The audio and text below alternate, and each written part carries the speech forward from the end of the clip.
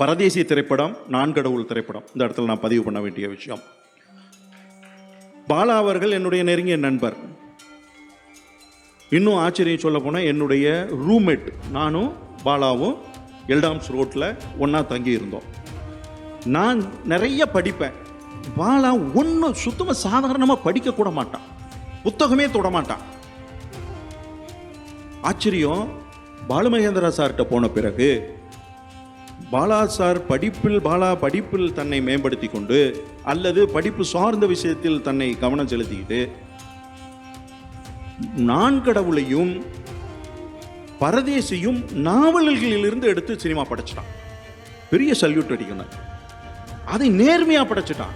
தொடர்ச்சியான படிப்பாளிகளை விட, தொடர்ச்சியா அதுக்காகவே மெனக்கடுறவங்களை விட பாலா அந்த திரைப்படத்தை ஒரு வாசிப்பு, அந்த வாசிச்சு நான் இந்த இடத்துல இருந்து வாசிக்கிறேன், இதை எப்படி நான் ஒரு திரைப்படமாக நான் மாற்றணும். அப்போ அதுக்கு என்ன, அது அந்த ஒரிஜினல் கற்பும் கெடாமல் அதனுடைய நேர்மையாக நான் திரைப்படத்தில் அணுகி சொல்லிடணும், அதை கெடுத்துடக்கூடாதுன்னு வேலை பார்க்கணும் இல்லையா?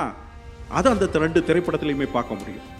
தங்கர் பச்சானுடைய திரைப்படங்கள், அவருடைய நாவல்களையே பெருசாக பண்ணார்.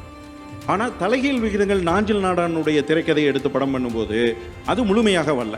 9 ரூபாய் நோட்டு தங்கர் பச்சானுடைய திரைப்படம், நாவல் திரைப்படமாகும்போது இருந்த நேர்மை, தலைகீழ் விகிதங்கள் நாஞ்சில் நாடானுடைய திரைப்படத்தை, தலைகீழ் விகிதங்கள் நாவலை எடுத்து திரைப்படமாகும் போது அது கொஞ்சம் வணிக ரீதியாகத்தான் மாறி இருந்ததே தவிர இலக்கியத்தன்மையில முழுமையாக அது தன்னை வெளிப்படுத்தலை. இப்படி பல பேர் வாசிப்பிலிருந்து சலனத்துக்கான முயற்சிகள், அந்த சலனமாக மாற்றுவதற்கான முயற்சிகளில் அந்த மித்து சில இடங்கள்ல ஒரு மந்திரவாதிக்கு பிடிபட்டிருக்கு. சில இடங்களில் வேண்டாம் அப்படின்ட்டு அவங்க கடந்து போயிருக்காங்க. சில பேர் முயற்சி செஞ்சு தோத்து போயிருக்காங்க. சில பேர் முயற்சி செஞ்சு மிகப்பெரிய சாதனையாளர்களாகவும் மாறி இருக்காங்க.